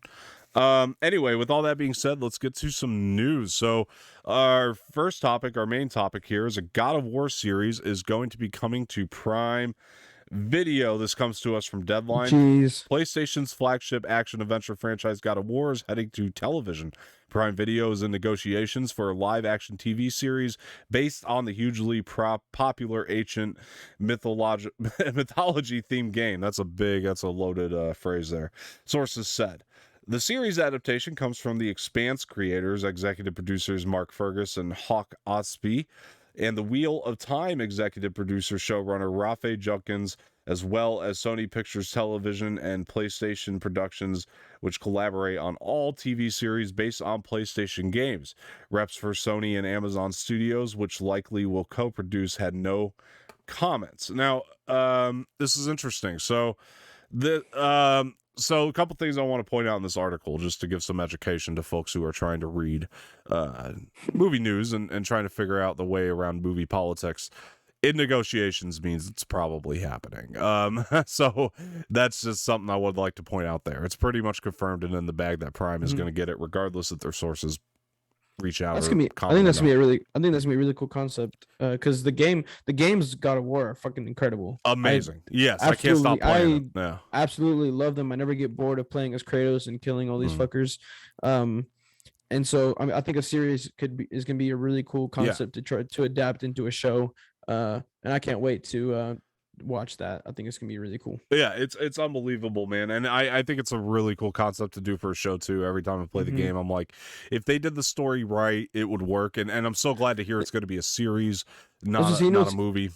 What's funny is that like all these video games are being created now into shows. I mean, obviously we have Halo coming to Paramount Plus, and now we've got this God of War series coming to Amazon Prime, and we have all these different video games being adapted into shows. Next thing we know, next week we're going to be reporting that Call of Duty Modern Warfare is going to be turned into a show. Right. I mean, yeah, who knows what's next for the video game adaptation world. But they've done well in their series, their movies, not so much these video game adaptations, and so I'm excited. At least based on The Witcher. That's why I'm excited for Halo and now for this one. And Last of Us is going to be coming there soon. So actually, it's going to be going to HBO. Last of Us is going to be. I forgot that's being. Isn't HBO? Is it Oscar Isaac or Pedro Pascal? Pedro Pascal, yeah, is going to be playing Joel in Last of Us. So yeah, dude, I agree, man. I'm super excited, and it's also got some of the folks who created The Expanse. Which is a huge hit show. Us, right? What's that? What you say? You're talking about Last of Us, right? No. This God of War has the folks who created The Expanse collaborating with the folks who made Wheel of Time, and I haven't seen either show, but I hear they're amazing. I haven't heard either of those. Wheel of Time. What was the other one? The Expanse. I hear both shows are great. And okay, I haven't heard of either. So yeah, I've heard of them both. I've heard they're amazing. Wheel of Time is it's J.R.R. Tolkien. It's based on some novels that he did. Okay. So yeah, that's it's supposed to be really good. It's like Lord of the Rings, I guess, in a way. If you look at the trailer for Wheel of Time, it definitely looks a little bit more Lord of the Rings. And The Expanse, I think, is like sci-fi. I think it's like bounty hunters and shit. If I'm not mistaken, I might be wrong about that, but I haven't actually watched the show. I just hear great things. Everybody who watches The Expanse. Yeah, it's a sci-fi show. Yeah. And it's got good ratings on Rotten Tomatoes. Yeah, people love it. So yeah, dude, it sounds good to me. I just hope I hope it lives up to the games, dude. You know, and like, honestly, Sam, I really hope it does, because I mean, if not, then this can be a disappointment. Yeah, I mean, yeah, Kratos is such a good character to bring to screen. I think that this could be a huge hit, and I can't wait, dude. You know, it's amazing to me because I have this like kind of rule of thumb in my mind in a way to where it's like I wish Hollywood would make things that aren't based on things. You know, so like, yeah, that's fair. I would rather more original content than not original content. But then you watch something like The Witcher, where it's adapted so damn well. Oh, bro, you just can't deny it's top tier content. I think it's my favorite video game adaptation show to this day. Right, you just can't deny that something like that's such good content and top tier. So 100%. You could do something like that with God of War on that level. Yeah. I mean, bring it in. It's a cool way to introduce people who don't play the games to the storyline and characters. I can see God of War being like as good, maybe not. I mean, it could be as good, who knows, or even better than The Witcher. Yeah. Like, I can see it being adapted similarly to The Witcher, but more, obviously God of War. Yeah. And you know, Prime Video excites me because you're not going to have limits on it. You know, you can make it TVMA and put all the blood and gore in there that you want. You know, and 100%. Yeah, that excites me. I think that's why it's on Amazon Prime. Has to be. Try to do as much blood and gore as possible. Yeah, they wouldn't let them get away with that in a movie. You know what I mean? Like, no, definitely not. In this day and age, they just don't do that anymore. I mean, it has to be like a one-off action movie that nobody's ever going to watch for them to do that level of blood and gore, but not with the level of budget and cinematography that they're going to put into this thing. I mean, that's 100%. It's going to be a big budget. Yeah, for this show. It'll look 100%. Beautiful. I bet you look gorgeous. And yeah, dude. Yeah, I'm excited, man. I can't wait. I'm just like some of the shots of like the scenery. I think is going to look phenomenal. The action fight scenes I think are going to be sick. I mean, I just can't wait. Yeah, honestly. Yeah, absolutely, dude. All right, so our next story, and you folks know I don't like to talk about political stuff unless it affects the things that we watch and content coming out. So this is the reason we're talking about this story here. And I hate to, again, talk about the political side of things, but again, this could affect the content that we're going to be seeing in the future. And so something I thought was worth bringing up for sure. All right, so J.K. Rowling's back to her usual antics. J.K. Rowling and Nicola Sturgeon, the First Minister of Scotland, are at odds over the country's gender recognition reform bill after it was introduced to Parliament last week. The bill's aim is to simplify the means by which a trans person can legally change their gender through obtaining a gender recognition certificate. The certificate allows a trans person to receive a new birth certificate with their correct gender. The law Nicola Sturgeon is trying to pass in Scotland will harm most of the vulnerable women in society, those seeking help after male violence, rape, and incarcerated women, Rowling posted to Twitter. Statistics show that imprisoned women are already far more likely to have been previously abused. That one also, Rowling also posted that to Twitter. This article comes to us from Variety. This is, look, I don't know why. There's a time and place. And people need to shut the fuck up, including J.K. Rowling. She needs to learn to shut the fuck up. She is one of the greatest authors of all time. I'll never doubt her on that, but she needs to learn to shut the fuck up. Shut the fuck up. And use her celebrity. That's you know what? That's the quote of this video. shut the fuck up. Yeah, really though. I don't know, Jose. Can you put a positive spin on it? No. Yeah. No. Yeah. She stepped in it, man. She's stepping in it hard and deep. And look, when you in a situation like this, there's no way to make this positive. She's done this to herself. And she's dumb for doing this. I'm sorry to say this, J.K. Rowling, but you just need, like Dom has said, you need to learn when to just shut the fuck up. Yeah. And not say shit. Like, just keep your mouth closed and just go on about your day. Like, just do it. Look, and when the previous tweets came out, because this is not her first time or first rodeo, when her previous tweets came out, I said, you know what? I could see because it wasn't nearly as bad as this, in my opinion. And I was like trying to be on the defense. I was like, I could see how somebody of her generation could have a hard time with it at first, and that she can maybe turn it around, because she did kind of come out and apologize that first time, but then she goes and does this shit and votes against the bill. Or why? This is not going to harm anybody. This is harming you and your release. That's it. I'm surprised she hasn't got canceled yet. Yeah, it's like, especially with a topic as sensitive as like how people identify in their gender. This is scary. In gender equality, like, I mean, it's 2022. I mean, it's a very touchy, serious subject that you can get canceled over. I mean, it's nothing to joke around about. I mean, people take stuff so serious nowadays that you say the slightest thing that you don't think is a joke, but other people will take as a joke, and you're canceled. It's just, you got your Fantastic Beasts movie coming out. Why are you doing this now? Like, why are you trying to fuck yourself? Yeah. When you have this big movie that's about to come out. Yeah. Like, why? It's scary. My only question is why. It's scary for the Potter fans. My only question's again, why? Mm-hmm. Why are you doing this when you have this movie that so many, like, basically every Potterhead is looking forward to? Yeah. And now it could lose money because your last one didn't do so well, and here we are. And neither did the first one either. Yeah, I mean, yeah, you're right. I mean, I loved it, but that's neither here nor there. The fact is like this: you have a franchise that's not doing very well, and you can't. You're ruining it, because I was gonna say, like, I mean, what happened to, like, obviously, like, her 8 original, like, the 8 ones before, these Fantastic Beasts all did great numbers. Maybe she not also all wasn't writing the scripts. She was just writing the books back then, but that could have something to do with it. But that could, exactly, it could. But again, either way, I mean, yeah, it sucks. And it's the thing that sucks is because of contractual obligations, they can't make any piece of Harry Potter content without her by their sides. Kind of advising it or doing whatever. And so if they want to move forward, they need her on board. So it's going to be hard to just cancel her if they're going to want to make Harry Potter content, and Harry Potter will continue to make money for now.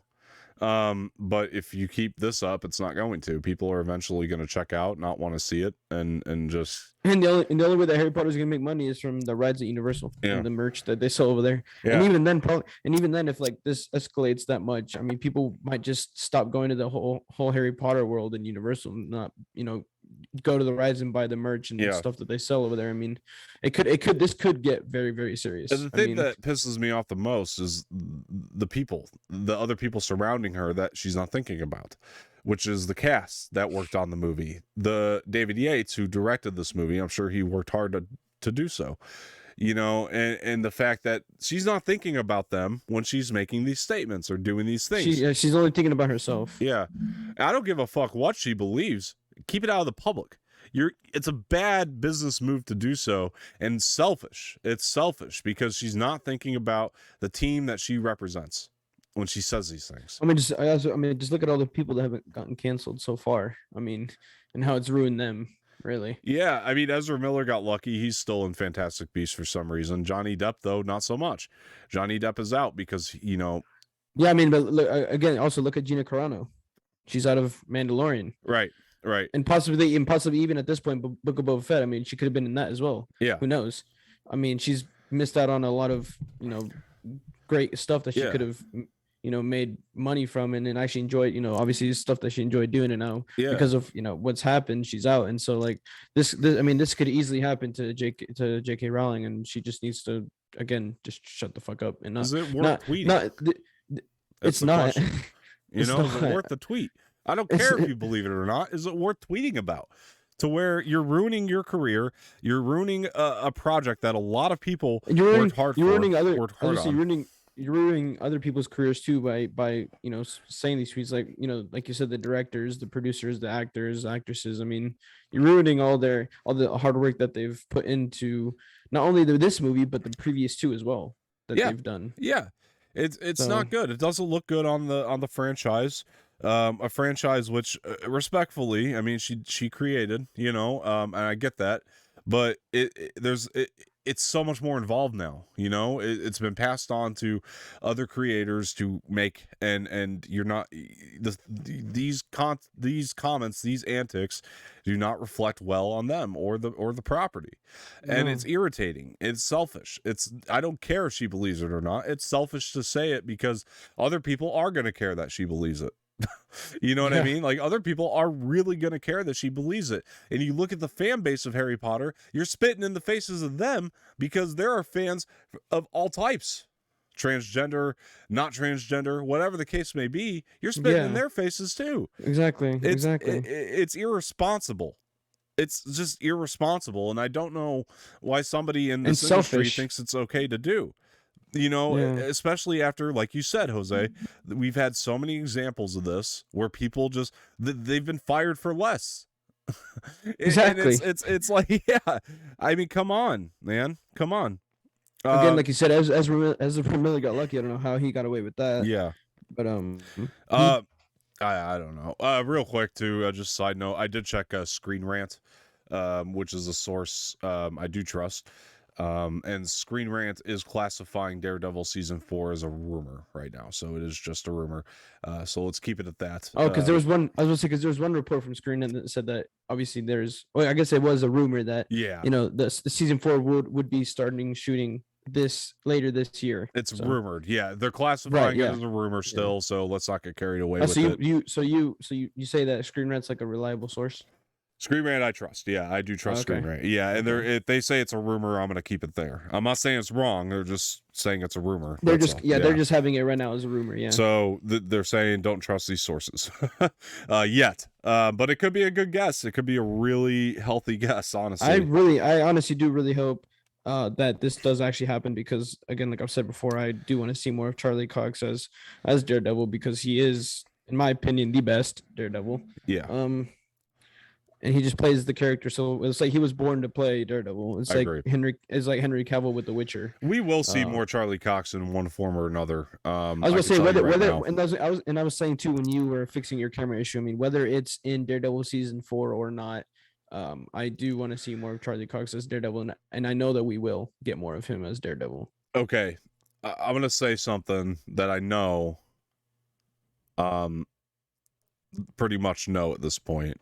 And I don't want people to run with it and say we're breaking a scoop or anything, but I could pretty much confirm Charlie Cox is at least going to be, I don't know, this is all I'll say, going to be in She-Hulk. He'll at least be in the She-Hulk series. Oh. So I can at least tell you that. That's all I know. But okay, but obviously, like, Mark Ruffalo is going to be in that movie too, right? Yeah, he's going to be in that. So he's going to be the Hulk. Yeah, he'll be in there. Charlie Cox, to my knowledge, is at least going to be in She-Hulk. Whether that's a post-credit thing or a quick cameo, I don't know. I don't know the extent of it. I just know that I've heard. I'm 99% sure Charlie Cox is going to be in She-Hulk. I'll just put it that way. So I'm just ready to see who all's going to be in this Doctor Strange movie, man. I can't wait. Yeah. No, me either. All right. So, last story here. So Disney Plus is going to be making an ad plan. So this comes to us from The Information, which isn't a source I use, but this is being picked up by Big Trade, so we know it's legit. And I just like the way they wrote the article, so we're gonna take from them. Disney is discussing launching a cheaper ad-supported tier of its Disney Plus streaming service in the U.S., according to a person involved in the discussions. The entertainment giant seeks to hit its goal of profitability for its direct-to-consumer business in 2024, and the move could fire up slowing subscriber growth for the service. All right, so I want to point out some things. This is why I pulled up this article, because first of all, before you say anything about this, Jose, let me try to put this into some perspective. When you look at the Disney Plus library, and this is my take on it, when you look at the Disney Plus library and everything we're getting for the $7.99 price point, we are getting a hell of a lot of content for $7.99. It's a big library. The price wasn't inevitably going to go up. Well, for the people that pay the people who pay the $7.99, because my parents pay me for the bundle with Hulu and ESPN Sure, Plus. you could pay that. I think it's like $12.99 when you get the 3. Yeah, which is a good deal. But the it price, is, when you look at the content, the price was inevitably going to go up at some point. Well, I mean, did you see that? Did you see how much higher the price of Netflix is going up? Exactly.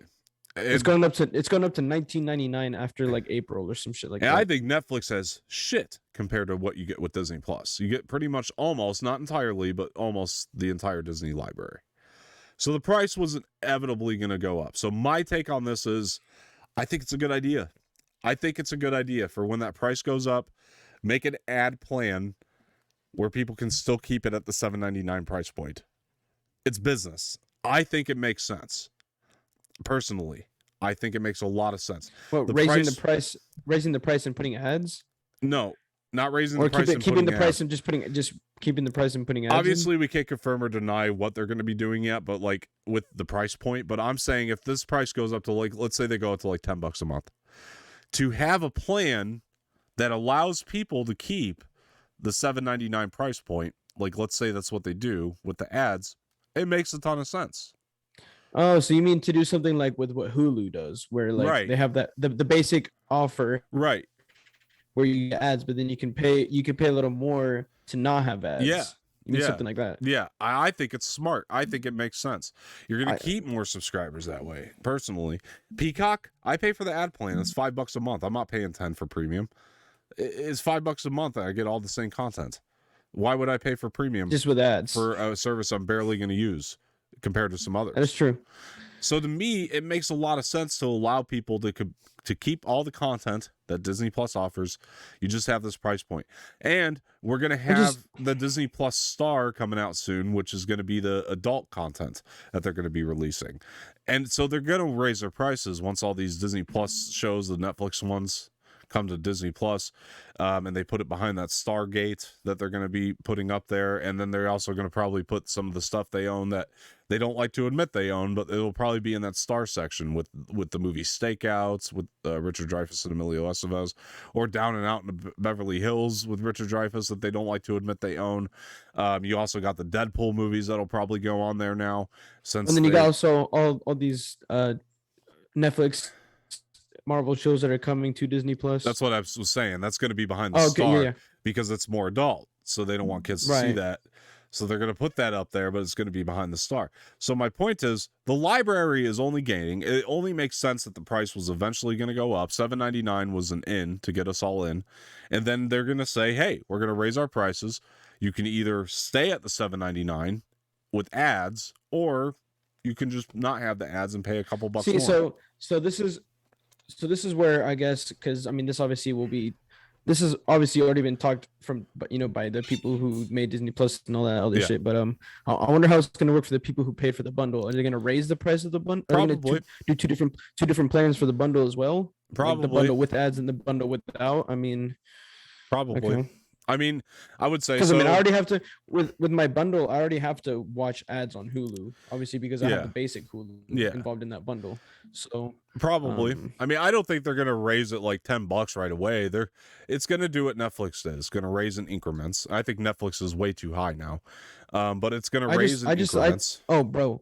At $19.99, well, it's going to go to $20 a month in like a couple months, which is ridiculous. What I think is such bullshit about Netflix, if I may, is the fact that you got to pay the $20 to get 4K content. I think that's bullshit. Disney, I'm paying one price and everything's in 4K already. That is, I think it's bullshit that Netflix. Well, not everything, because Star Wars stuff isn't in 4K. Yeah, it is. It's all 4K. Oh, it is now? It's always been since they launched it. Yeah, Star Wars has always been in 4K. So they just started doing that for Marvel? No, it's been in there since it launched. 4K's been there since it launched. Oh no, that was IMAX. IMAX Enhanced was what they did. Yeah, no, that Star Wars. They better do IMAX Enhanced for Star Wars. They need, bro. They need to. They need to have that on top of the 4K. Hell yeah, dude, I'll take it. But it's one price, and we're not paying any more. That's a good point, though. They add the IMAX Enhanced. That didn't raise the price. So for Netflix to say at that, now it's going to be like $20 just to get 4K content. That's ridiculous. I also think that they shouldn't really raise the price of if they're going to do ads versus no ads. I don't think that they should raise the price that much from what the bundle already is, because I think it'll be $2. It's tops. It's really only, I was about to say, because it's really only changing Disney Plus, because Hulu is still the same and ESPN is still the same. ESPN Plus. My guess is really $2 tops. It's really just changing the Disney part of it, like the Disney Plus aspect in that bundle. And that's all they'll raise you is like a percentage of what Disney Plus is going to go up. So I'd say like $1.50 to $2 tops. I guess the only problem that I have with this whole ad plan that they're going to do is like they don't need more money. They really don't. It's Disney, bro. They make billions. They have billions. See, I disagree though. They don't need more money. Yeah, but it's about longevity. See, like the thing about that though that I would disagree with you with is, yeah, they have a lot of money now, but we're moving to streaming. It's inevitable. It's happening. They need to think about longevity. And eventually we're not going to be paying $10 every month or whatever to see a new Disney movie. We're going to be watching it on their platform. That's where we're okay. Well, then what you could do is when a new movie drops, just charge people like $11 to watch that movie. Yeah, but see, they tried that and people had a problem with that. No, they charged you $30 to watch the movie, not $11. Yeah, but think of it this way. That's their problem. I've had this debate a billion times. If you get 3 people in a room, you're still saving money. You know what I'm saying? So they had to do that.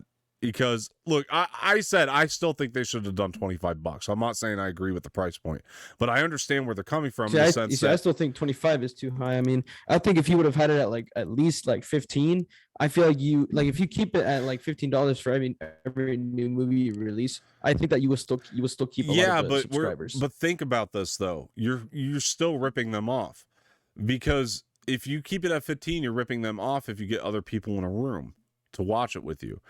Because instead of everybody paying $10 per ticket and then making $40 off you watching the movie, and then you got popcorn and concession. No, but see, that's not which most of that goes to the theater anyway. But my point is, I guess the counter is also that like, well, what if you're just one single person and you don't watch it with someone else? Then that single person is paying $40 to watch a fucking new movie. Well, that's why it's more viable to just have a monthly rate. That's what I'm trying to get to. So that's where it becomes more viable to have a monthly rate to make it fair, because it's about longevity. I just think that all streaming services should just have one flat rate and just don't have ads. It wouldn't work that way but you got to stay competitive though. That's the other problem. And Disney is doing a damn good job at that. The reason we only pay $7.99 now is because they have money. I promise you. And if they didn't, to your point, then we would be paying a lot more now. So we should be grateful, I think, that we're only paying $7.99 right now, and it's probably only going to go up to about $9.99, which I think is plenty fair for all the content we're getting. And compared to Netflix, compared to HBO, Hulu. I mean, we're getting premium. Well, HBO does pretty well. I'll take them off the list. But you compare it to Netflix, that one's $10, right? Yeah, what HBO? And that one, you see, HBO restarted their price point. See, that was a good deal too that HBO did, because when I signed up, I'm stuck in the $4.99 or $14.99 contract, but then they, redid it to where new subscribers can get it for $9.99. They get it for $9.99 for a year. New subscribers right now. So you're at $9.99 right now? No, I'm at $14.99 because I signed up early. So then they put it out to where you do $9.99 for a year. For new subscribers. So you see, I'm contractually obligated to do $14.99. I like that about HBO, where $15 with no ads, and you get all this amazing content. I mean, yeah, but Disney's going to be less than that with no ads. I don't think they're going to go up to 15 with no ads. True. Yeah, that's what I'm saying.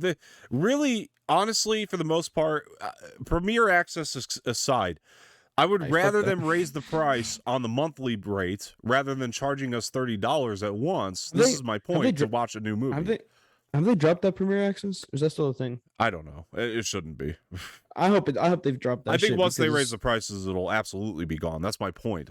My point is it's better to charge monthly. Yeah, I guess in now that I actually talking to you now, actually thinking about it, it is a lot. It's super smart, and if when they do eventually raise the price and have this like no ads service option, that hopefully they just start releasing the new movies just like for free, like you don't have to pay like this extra $30 to watch this movie. And the only difference is you could stay at the same price point, you just got to watch it with a couple ads now. I mean, I think it's fair because the price was inevitably going to go up with the content we get, the money they put into Mandalorian, the money they put into all these Marvel shows. They eventually had to raise the prices. Shoot, all the Marvel movies and all the Star Wars movies and all the all that budget and money they put into that, all that stuff. I already said, make no mistake about this, Disney lost, and I know that they have more than this, I get that, but they lost billions in the pandemic. Disney Plus was the only thing that kept them afloat. And that's with every big company. They all lost money too. Exactly. So the pandemic only boosted the inevitable, which is everything's going to go to streaming. We're going to quit paying money at the movie theaters to see this shit. So why not just have a price point that's fair? We're still getting the premium content rather than paying. Now, if they raise these prices and then want the Premiere Access bullshit, then it's a different conversation, trust me, because I think that's going to be BS. And it would not surprise me with their current CEO if they do that. But I'm saying, like, right now, a price raise to watch new things that come out, I think is plenty fair with all the content we get, all the premium shows that we're going to be getting in the future. That is true, yeah. I think it's plenty fair to raise the price. And like, it's probably, my guess is $9.99. That's where they're going to go. I don't think it's going to be any more than that, and I think you could still probably stay at the $7.99 with the ads. Imagine they go up to like 15 like HBO. Yeah. On the other side of that, I'm not saying that streaming services aren't a pain in the ass. I get it. It's a monthly rate that you have to, it's another bill. I get it. I'm not saying it's not a pain in the ass, but the unfortunate part about it is with Netflix going up to $20, you can blame Netflix. Everybody has to stay competitive with streaming. And that's the unfortunate part about it. You know what the thing is? I think that with this raise of price that Netflix is deciding to do here, I actually think that eventually Netflix is just gonna die out. That's what I mean. It's just gonna get bought by some other big company because at this point, no one's gonna want to pay $20 to. I mean, yeah, granted, Netflix has The Witcher and Stranger Things and Money Heist and all these like big shows and some other big movies too. But like compared to like HBO Max and Disney Plus, I mean, Netflix just doesn't compete. Yeah, I'm sorry to say Netflix, but I don't know where in your mind you thought it was right to raise your monthly subscription rate to $20 a month. I mean, are you okay in the head? I mean, where did you guys sit down and think, okay, yeah, we have such good premium quality content that we're gonna raise our monthly rate to $20 a month? I don't know where you guys sat down and thought that was a good idea, but hey, every marriage story, there's 1,000 kissing boots. For every power of the dog, I'm sorry, Jose, there's 1,000 tall girls. Sorry, but I liked both of those.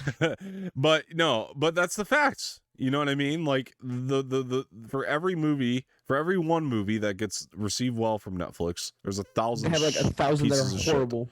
Yeah, I just couldn't think of any other examples, so I apologize. Which you don't get from Disney and HBO, really. They're a little bit more about quality over quantity, where Netflix is just, we're gonna throw you like 10,000 shows and movies that are like mediocre, and then throw you one great show and movie every now and then. Yeah, like absolutely. And I think even Apple TV is better than Netflix. Oh yeah, their content's been pretty good for them. They've been doing a good job. What's funny is that they bought A24, which is a great acquisition. But yeah, anyway, go ahead.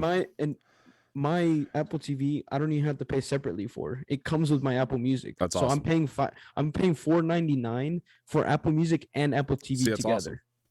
Awesome. Dude, I think that's one of the best deals that I currently have at this moment. I mean, I get to listen to unlimited music off and online, and I get to watch movies and shows on Apple TV. I mean, yeah, it's phenomenal, and I don't get ads either. Which is phenomenal. It's great. So I guess to bring it full circle, I mean, you look at Netflix. This is nothing to complain about. Like, it's really not. Oh, like, no. Yeah, because No. Netflix, I think, is screwing people like crazy. Now, granted, and this is why Netflix will crumble on itself, is because Netflix operates on a deficit. They don't own a lot of their stuff. And when they do, they borrow money from the bank to make it. You know what I'm saying? It's not like, so they always operate in a deficit. They're constantly in debt. It's only getting worse. They're eventually going to get bought out by either Netflix or HBO or you know some big company, and all the shows and movies on that streaming platform are just going to become ones from that company. That buy them out. They'll stay for another 10 years. I mean, I would put my money on that, but I don't know about 10 years. I think it's going to go for another 10 years. That's my guess. I'll say another 5 years. I'll give them another 5 years. I think it's a fair guess.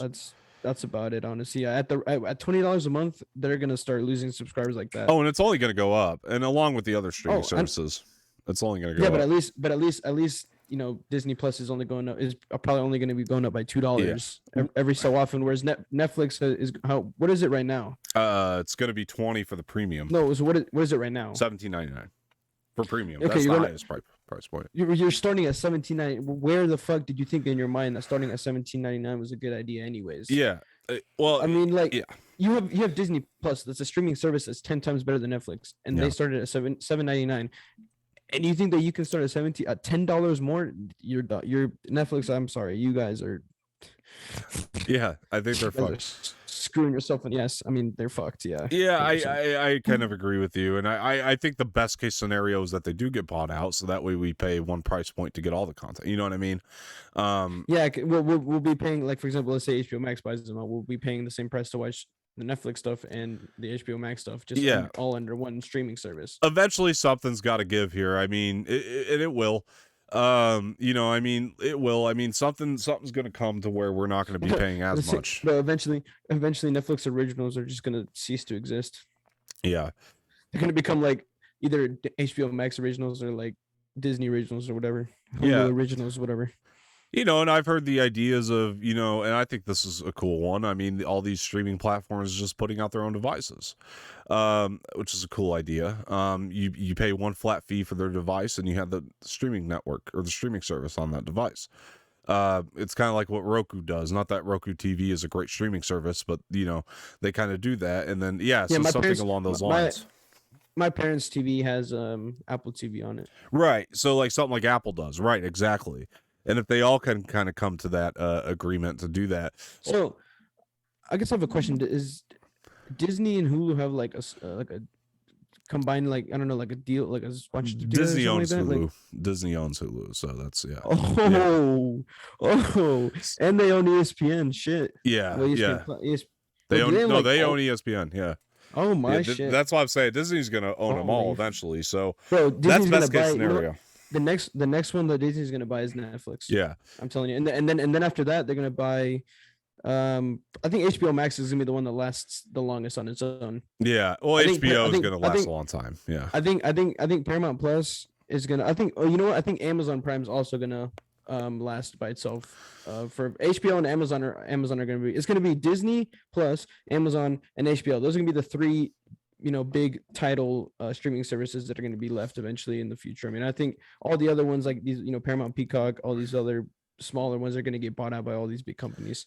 And this is another good point, though, that we should bring up to put a positive spin on it. If raising the price, us paying more, means them buying more content for their library, then I say by all means raise the prices. Because eventually, we want to see these streaming services consolidate. So yes, raise the prices and let's have one platform, save us the money in the long run. I think that's kind of what it's, you know, kind of all heading to, hopefully, is for us to be able to save money in the long run. I'd be fine with just, you know, even I think even Apple TV will be able to stand on its own for the longest. I think those will be the four big streaming platforms, and I'll be completely fine with having just Disney Plus, HBO Max, Amazon Prime, and Apple TV. Just those four. They can buy out every single other streaming platform. Absolutely. Honestly, I'll completely fine with that. If I'm being honest. Agree.